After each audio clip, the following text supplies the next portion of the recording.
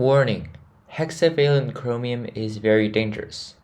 It is a known carcinogen to humans, type 1 in the WHO list of carcinogens. Eating it, touching it, or breathing it in may cause cancer. In addition to masks and gloves, a reducing solution is very necessary to reduce the hexavalent chromium to harmless trivalent.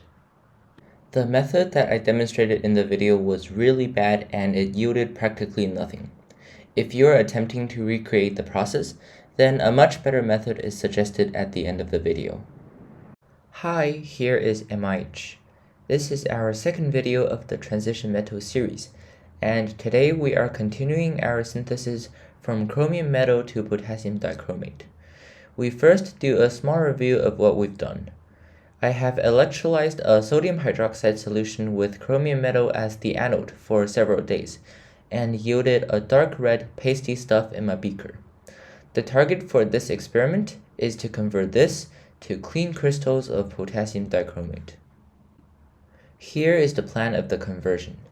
Since our starting material is known to contain sodium chromate, sodium dichromate, and some chromium trioxide, the first step is to dissolve it all in water and convert it to sodium dichromate using an acid.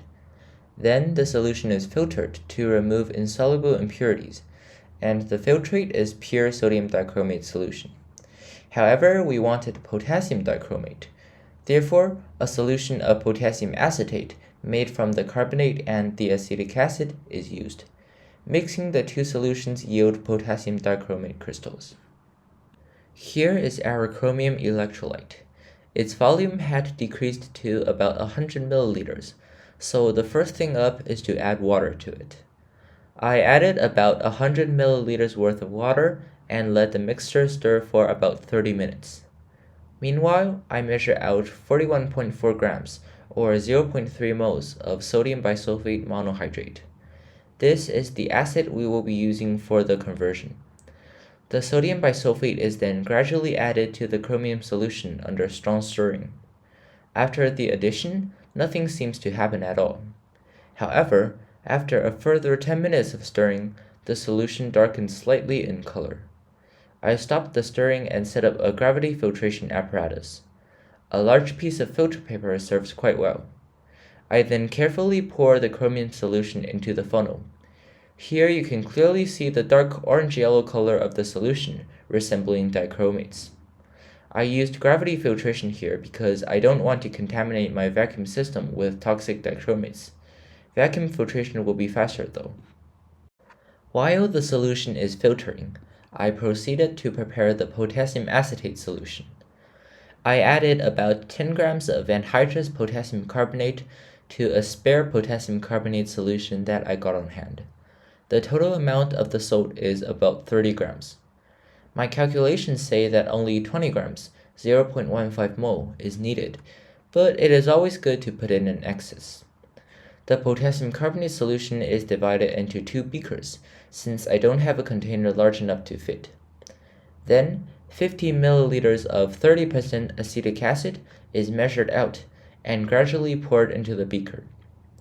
It is very important to go slowly and stir strongly between the additions. Otherwise, overflowing can happen very easily. I mixed the solutions in the two beakers around and continued adding 50 milliliters of acid. However, the reaction did not seem to be completed because when I poured the solutions around, a lot of bubbles formed. I stirred the solutions and mixed them as needed until no more apparent bubbling occurs anymore. Then, the solution is placed on the hot plate to evaporate. I checked the pH a few minutes later and it was about 9. I added some more acetic acid dropwise to the solution and the pH was 6. I sort of overshoot it and added too much acid. However, this does not impact, and after the solution boiled, I transferred all of them to a large watch glass and waited for the water to evaporate.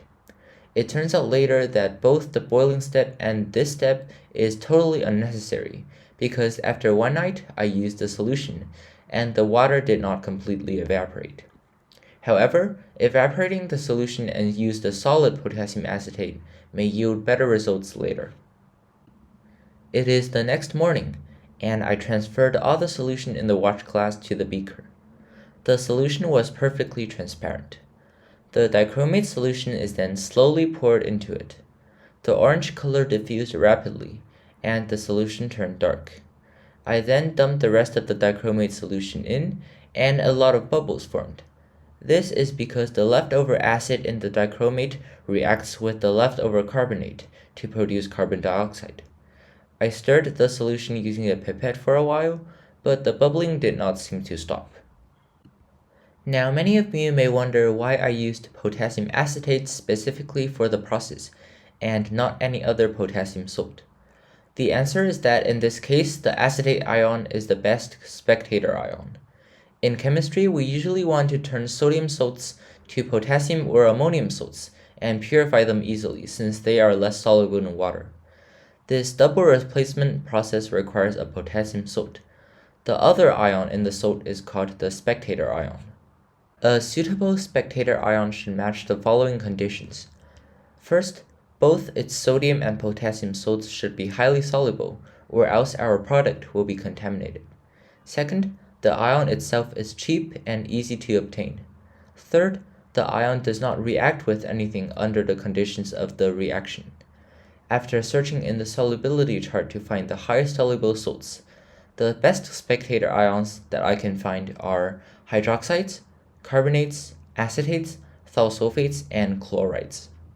Among this reaction of dichromates, thiosulfates cannot be used because they get oxidized by the dichromates. Hydroxides and carbonates cannot be used because they increase the pH, which would yield chromates rather than dichromates. Of the remaining acetate and chloride options, the acetate has a higher solubility on its potassium salt, so potassium acetate is used. We can repeat this analysis on my chlorides video. In that video, I used chlorides, but I did not do a good job explaining why. Looking on the list, thiosulfate gets kicked out because they are oxidized by the chlorate. I am not sure if hydroxide will work, and making potassium hydroxide is quite expensive and complicated. We are then left with carbonates, acetates, and chlorides. I decided to go with the chloride partly because I don't have acetic acid on hand at that time, and partly because I wanted to keep the electrolyte uncontaminated from other anions, since I plan to reuse it in the cell. However, I did some calculation afterwards and found out that using carbonates is fine because it wouldn't decrease our yields of chlorides by a lot. Next time I will definitely use potassium carbonate directly. Here is a side-by-side comparison of all 5 spectator ion candidates. Overall, acetates and chlorides seem to adapt to various situations, while hydroxides and carbonates only work in alkaline environments. Nonetheless, these choices still needs to adapt to the specific solution to work. Back to our experiment.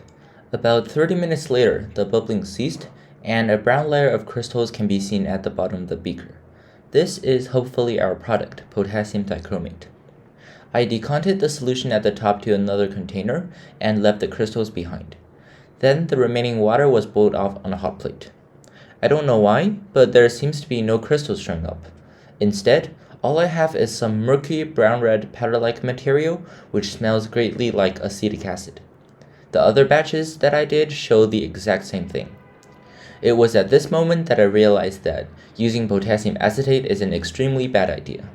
The remaining sodium bisulfate in the solution reacts with the acetate and form acetic acid, which is quite volatile and thus driven off by the heat when the solution is boiled down. The pH then increases due to the absence of the acid. This will cause the solution to yield a mixture of potassium chromate and dichromate, which will not crystallize well. Additionally, sodium sulfate, sodium acetate, and various other components are still in the solution, which then greatly contaminates the dichromate product.